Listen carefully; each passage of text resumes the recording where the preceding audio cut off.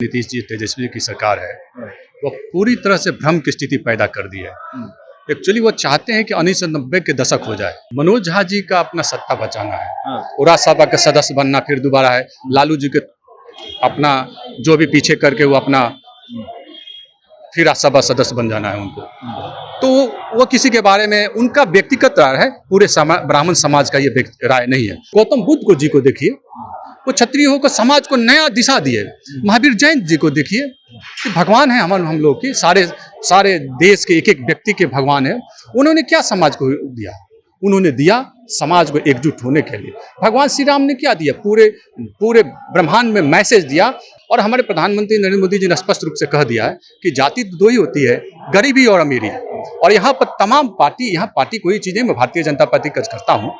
मोदी जी ने जो काम किया, EWS वर्णों को दिया, कौन दिया? अति पिछड़े दलितों को जितना मोदी जी ने काम किया, किसने दिया? जब राजपूतों को ये बताया गया कि आपका कुआं जो है उस कुएं से कोई पानी नहीं पीता था, जब राजपूतों को ये बताया गया कि आपकी संख्या जो है अब कम हो गई है, तब राजपूतों को ये एहसास हुआ कि अब भैया जाति जो है अब हावी होने लगा है, जातीय समीकरण जो है वो हावी होने लगा है और अब बताने की जरूरत है कि हमारी संख्या कितनी है।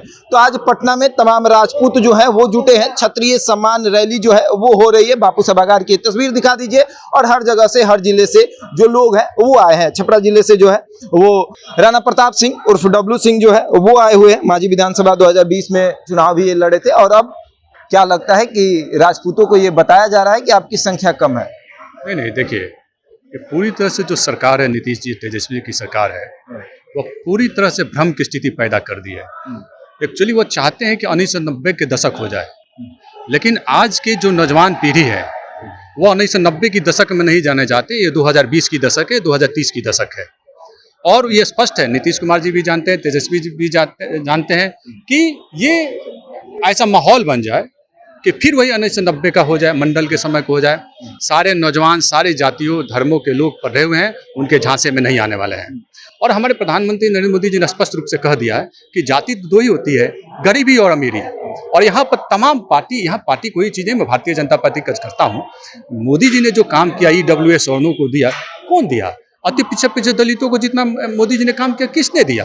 और क्षत्रिय क्या होता है? क्षत्रिय पूरे समाज को लेकर चलने वाला व्यक्ति होता है, हम उसे क्षत्रिय कहते हैं। क्षत्रिय कभी जाति की बात नहीं करती, सिर्फ समाज की बात होती है, समाज के उत्थान करने की बात होती है। आप गौतम बुद्ध को जी को देखिए, वो क्षत्रिय होकर समाज को नया दिशा दिए। महावीर जैन जी को देखिए कि भगवान है हम लोग की, सारे देश के एक एक व्यक्ति के भगवान है। उन्होंने क्या समाज को दिया? उन्होंने दिया समाज को एकजुट होने के लिए।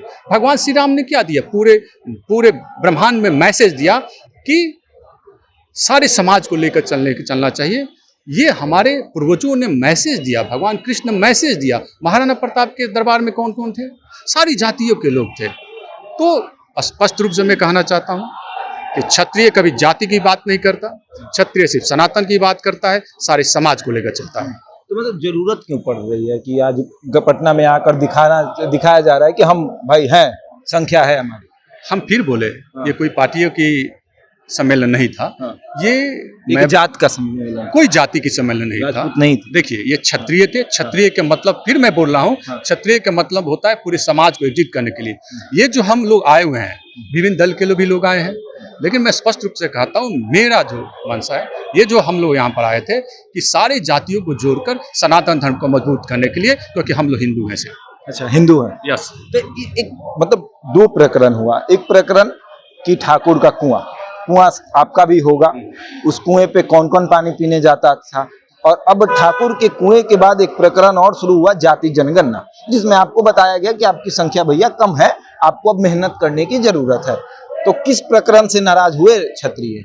देखिए, मनोज झा जी का अपना सत्ता बचाना है, राज्यसभा के सदस्य बनना फिर दोबारा है। लालू जी के अपना जो भी पीछे करके वो अपना फिर राज्यसभा सदस्य बन जाना है उनको।